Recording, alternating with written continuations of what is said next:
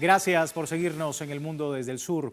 La presidenta de México, Claudia Sheinbaum Pardo, anunció este lunes que su gobierno elevará ante la comunidad internacional su denuncia sobre casos de ciudadanos mexicanos fallecidos mientras se encontraban bajo la custodia del Servicio de Inmigración y Control de Aduanas ICE de los Estados Unidos. Se suma así a una demanda colectiva presentada por la organización Public Council para que autoridades estadounidenses respondan por las negligencias o abusos reportados en las instalaciones del ICE. Analizamos precisamente esta postura de México, la protección integral de los mexicanos en estos casos que no son aislados, sino, como dicen expertos, es el reflejo de una tendencia inaceptable por parte de Washington sobre la población migrante en ese país. Vamos a estar analizando el tema. Antes, recordarle, a través de redes sociales, a lo largo del día sondeamos la opinión de nuestros usuarios sobre el tema.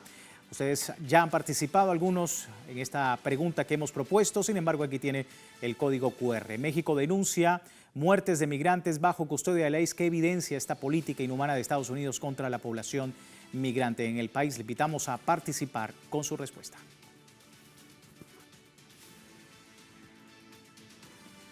Vamos al análisis. Me acompaña en la distancia Adrián Ramírez, presidente de la Liga Mexicana por la Defensa de los Derechos Humanos. Nos acompaña desde la Ciudad de México. Muchísimas gracias por tu tiempo. Bienvenido, Adrián.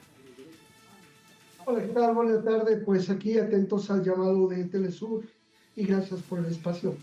No, gracias a ti por atender nuestra llamada. Bueno, México alza la voz frente a la muerte de 14 connacionales en custodia del ICE. ¿Qué significa, no, alzar la voz directamente desde México y la posibilidad de que se visibilice este fenómeno que está ocurriendo en los Estados Unidos?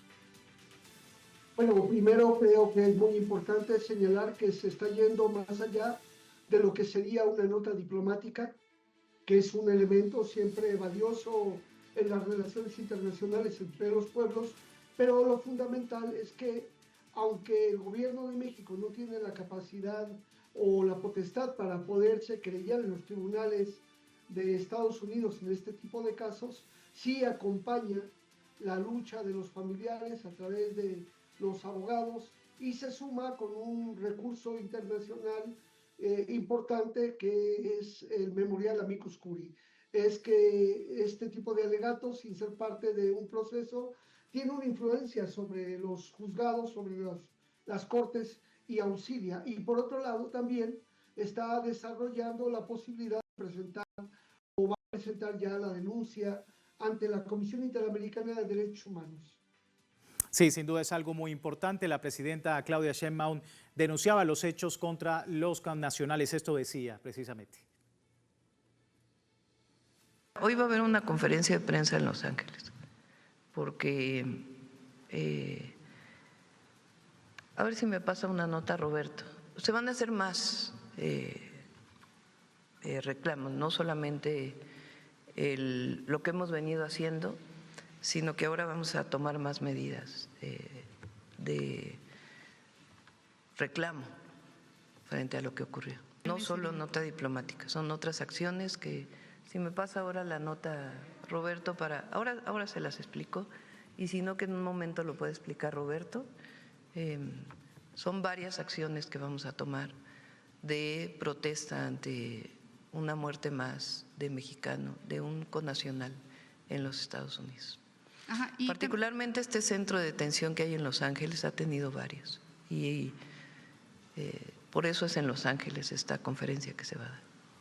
Bueno, ahí teníamos, Adrián, a la presidenta y bueno, hablar un poco más en general porque son más de 40 personas que han muerto en manos del ICE, no solamente mexicanos, hay ciudadanos de Afganistán, de Irán, Haití, Guatemala, hay incluso un ciudadano canadiense entre los muertos. Hay varios casos y el peso de México suma en un momento en que a Donald Trump pareciera que le va y le viene, ¿no?, el derecho internacional. ¿Ves necesario una mayor alianza con otros países, hacer un frente con referencia a ese tema que se está registrando en Estados Unidos?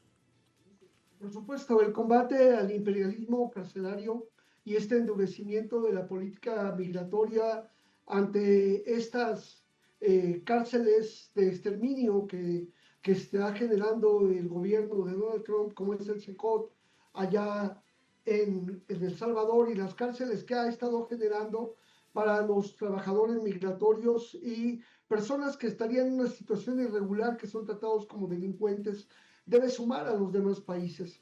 Pero algo que es importante señalar es que ese país, Estados Unidos, es un país que no está respetando el derecho internacional de los derechos humanos ni el derecho internacional humanitario. Es un país que no reconoce la competencia de los organismos internacionales. En este caso, no ha ratificado la Convención Americana de Derechos Humanos y, por lo tanto, aunque se le llevase a esta Comisión Interamericana de Derechos Humanos, los elementos no serían vinculantes. Pero la fuerza que hay hoy es que permite señalar a Estados Unidos como un gobierno que está en contra de los derechos humanos. Y el modelo de derechos humanos y el multilateralismo debe de cambiar. Ya no podemos hablar solamente del respeto a los derechos humanos, porque el sistema internacional de protección de los derechos humanos permite violentar los derechos pasando por encima de un elemento fundamental. Y por eso hoy nosotros, junto con muchas organizaciones en el mundo, estamos empezando a hablar de la justicia humana. Luchamos por la justicia humana, no nos importan los derechos, porque el Estado de Derecho puede ser incluso pretexto para un Netanyahu, pretexto para un genocida, y ellos hacen sus leyes, sus normas, dicen respetarlas, y en realidad pasan por encima de la justicia, que es el elemento principal.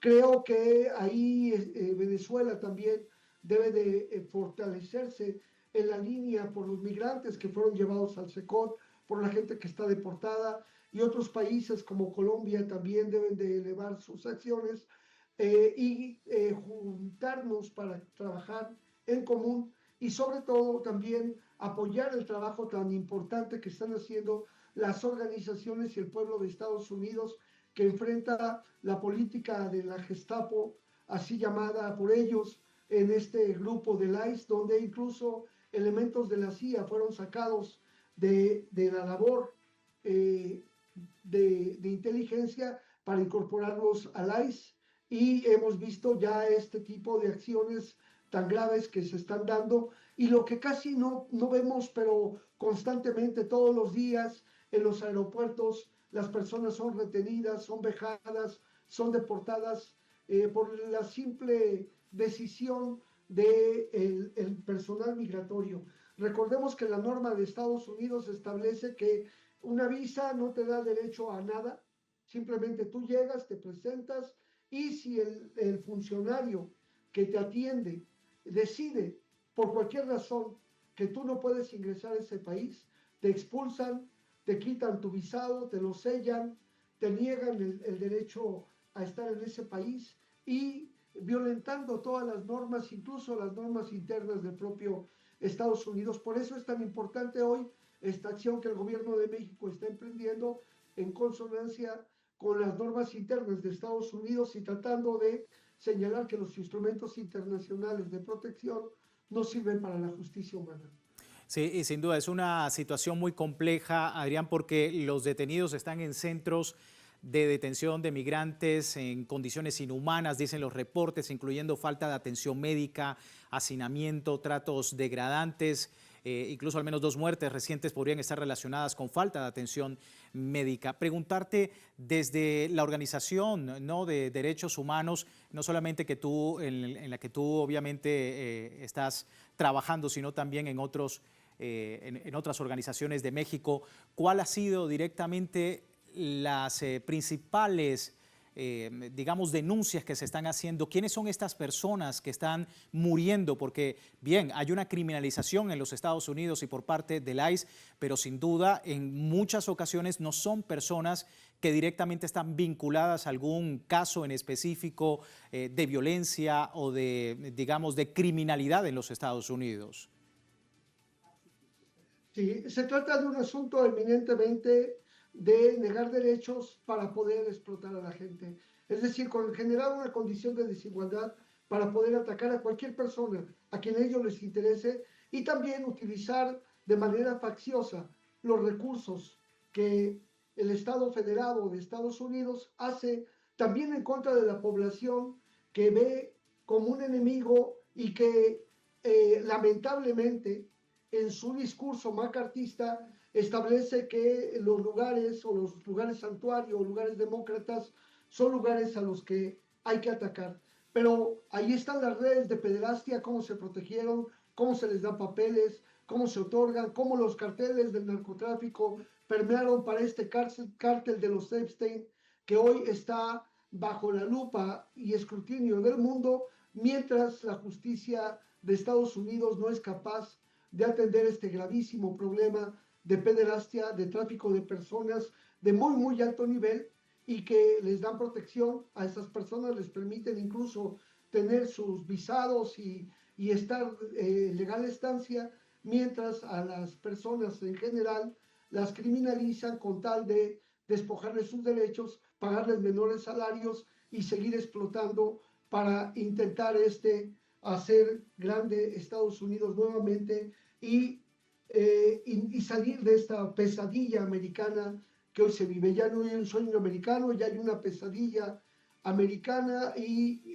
Estados Unidos tiene que atacar al cártel de los Epstein, que es realmente quien propicia toda esta situación de tráfico de personas, de consumo de drogas, de degradación de la sociedad y sobre todo de la utilización de los recursos del Estado, el poder y su capacidad represiva para enfrentarse al pueblo de Estados Unidos y a los pueblos del mundo que tratan lícitamente de vivir y desarrollarse.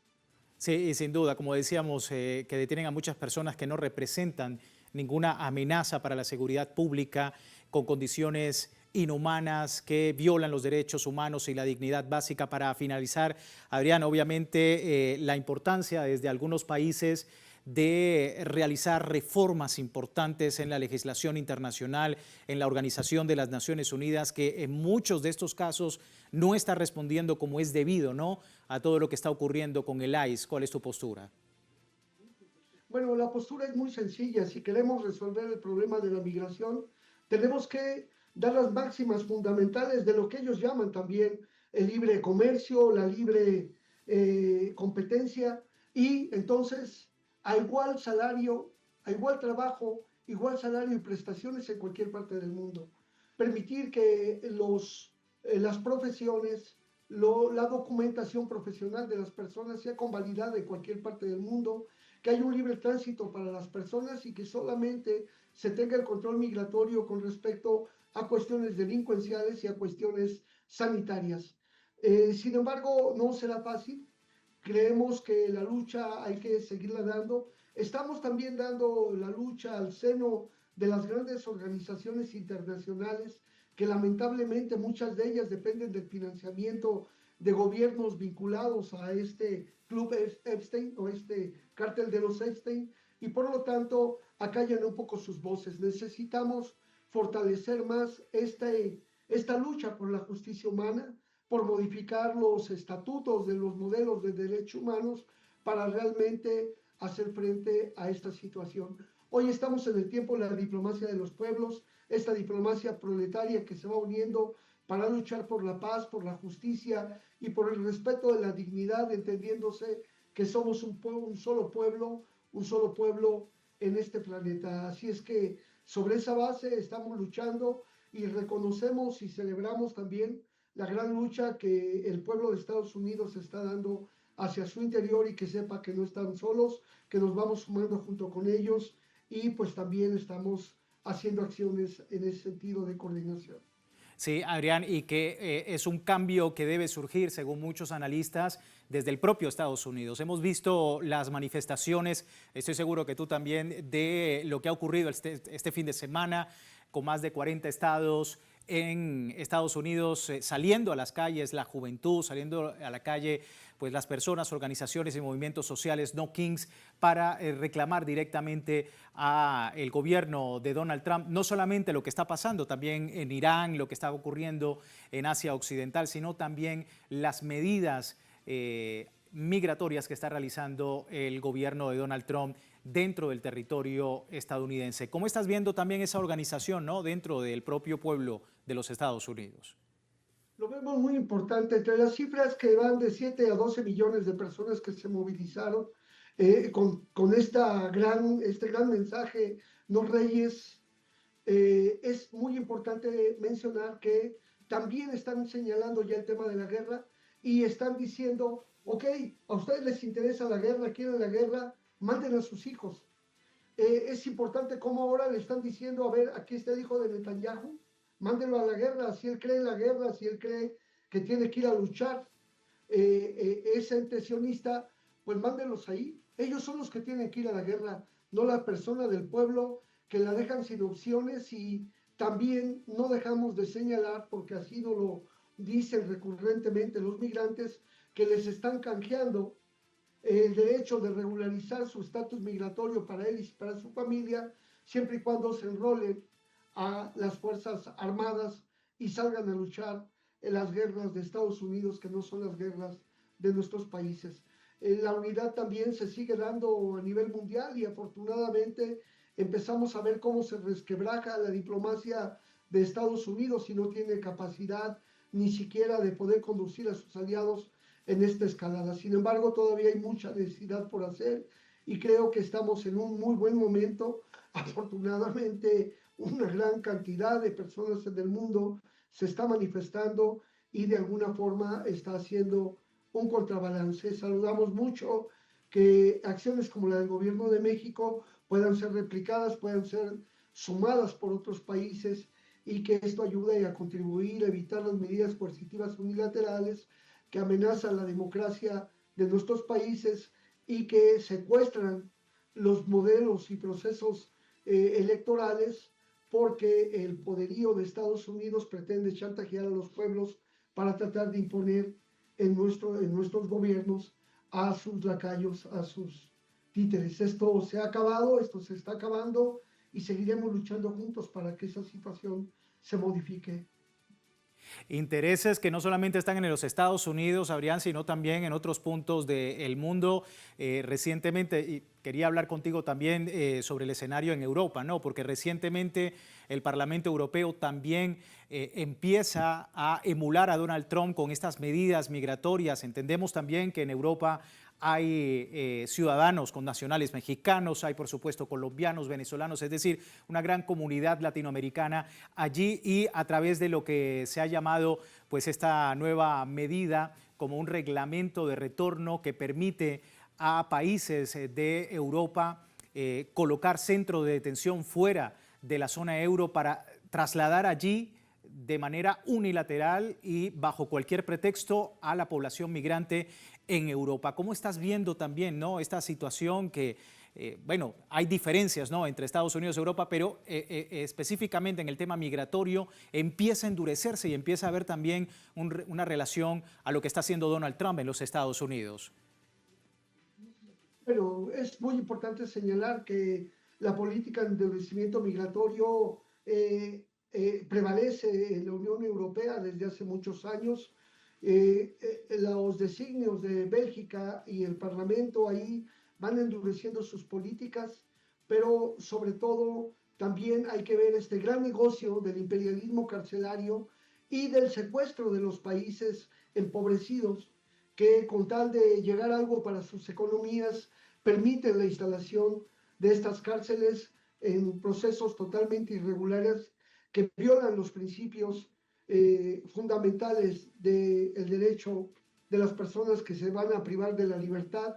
No hay capacidad del Grupo de Trabajo de Detenciones Arbitrarias de la ONU para acotar esta situación.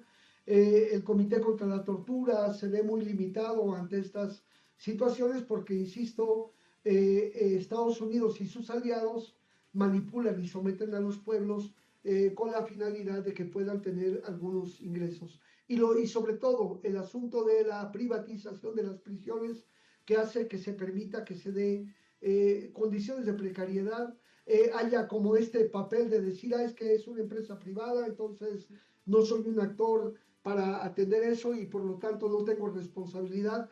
Eso es mentira porque el gran negocio del imperialismo carcelario, el gran negocio de llevar a la prisión a las personas, es una situación que subyuga y violenta los derechos de los pueblos y por eso hay una gran escalada a nivel mundial y lamentablemente hay muy pocas organizaciones especializadas en el tema de las prisiones.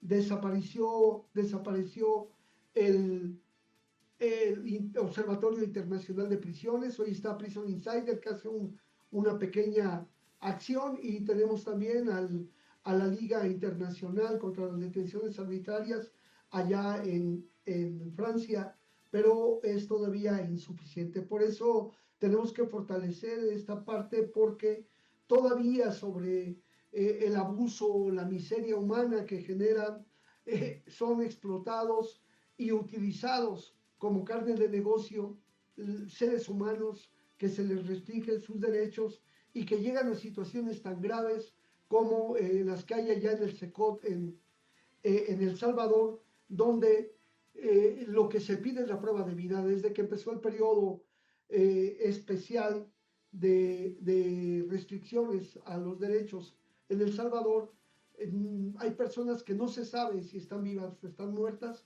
Hay una incidencia importante de personas que han muerto, jóvenes con insuficiencia renal aguda, derivadas de lo que se llama la rhabdomiolisis, es decir, la destrucción del tejido de los músculos que tapona los glomérulos renales, se produce insuficiencia y la muerte, para que vean el tamaño de la tortura que hay. Y ya no se diga de estos centros de detención como los que hay en la Palestina ocupada, con ese informe espeluznante que Francesca Albanese nos diera y que hablara de genocidio y tortura.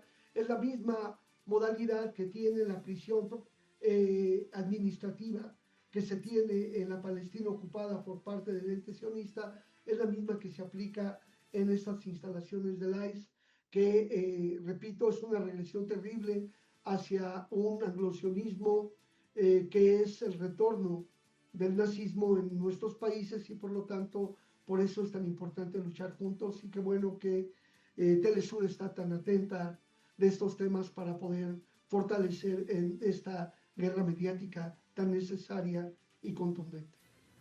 Sin duda, muy atentos a todo este escenario. Adrián, muchísimas gracias por tu tiempo y por tu análisis.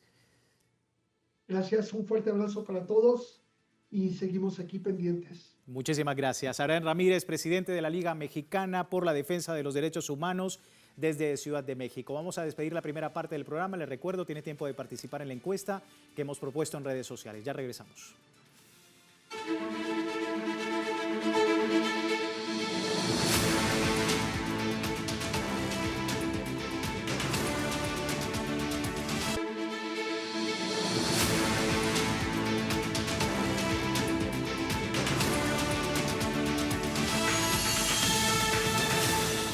Gracias por seguirnos en El Mundo desde el Sur. El Parlamento Europeo aprobó este martes un polémico reglamento que facilita la aceleración de deportaciones y avala la creación de centros de detención para migrantes fuera de las fronteras de la Unión Europea. Un punto muy controvertido, una medida denominada reglamento de retorno, calificada por sectores como una claudicación, ¿no?, a las políticas de exclusión.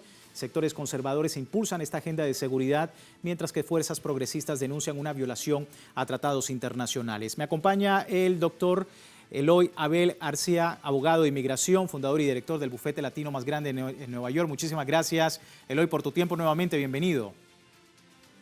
Muchas gracias, es un placer y un honor para mí estar aquí. Bueno, hablando de este nuevo reglamento, un ICE versión europea, ¿lo ves así? Se podría decir que sí. Es obvio que lo que están haciendo las autoridades en Europa es que han estado observando, analizando y haciendo una evaluación de lo que se está haciendo en Estados Unidos bajo la presidencia de Donald Trump. Muchas de las ideas, muchos de los principios, muchos de los conceptos son fotocopias, copias de lo que se ha estado haciendo desde enero del año 2025 en Estados Unidos. Sí, sin duda. Y quería preguntarte porque recientemente la presidenta Claudia Sheinbaum, ya lo veíamos en la primera parte del programa, estaba levantando la voz por la muerte de algunos connacionales en los Estados Unidos. Una situación o violación de los tratados internacionales de asilo, de deshumanización, en torno a esta crisis migratoria que también pudiese trasladarse a la población latinoamericana en Europa. ¿Cómo ves también, ¿no?, el impacto que puede tener toda esta reglamentación de retorno en la población latina y sobre todo pues, acá en nuestro continente? Bueno, en realidad en Europa tenemos un fenómeno donde la población inmigrante viene de muchas partes distintas. Algunos vienen de Sudamérica, pero la mayoría vienen de otras partes, vienen de África, vienen de Asia, vienen de distintas partes del continente. En España, por ejemplo, son bien recibidos los latinoamericanos, como sabemos, por la madre patria. En otras partes de Europa, la presencia latinoamericana siempre lleva cierto tipo de roce por las diferencias culturales. Sin embargo, hemos visto que todo lo que son los países más importantes de Europa en los últimos 2 o 3 años han comenzado a hacerle una revisión a su posición con respecto a la inmigración. Alemania, como sabemos, permitió por mucho tiempo, cuando tenía esa política abierta, de puertas abiertas para todos los refugiados que venían del Medio Oriente y de otras partes, muchos musulmanes, en su mayoría africanos, entraron también a Alemania y otras partes de Europa durante ese periodo. Pero en este momento estamos viendo quizás una reevaluación de esa política. No es solamente 1 o 2 políticos. Aparentemente, este tipo de idea, este tipo de pensamiento ha estado cogiendo fuerza en varios países de Europa y se está formando este movimiento para darle un paro a la ola inmigrante que ha estado constantemente entrando a Europa. Sí, sin duda, una aprobación parlamentaria que es un giro en la política migratoria europea que se acentúa por el ascenso de partidos importantes de extrema derecha en varios países del continente. ¿Cómo estás viendo también el costo político de todas estas medidas? Y justo cuando organismos internacionales que denuncian estas prácticas también son criminalizados por estos mismos partidos y estos mismos movimientos de extrema derecha.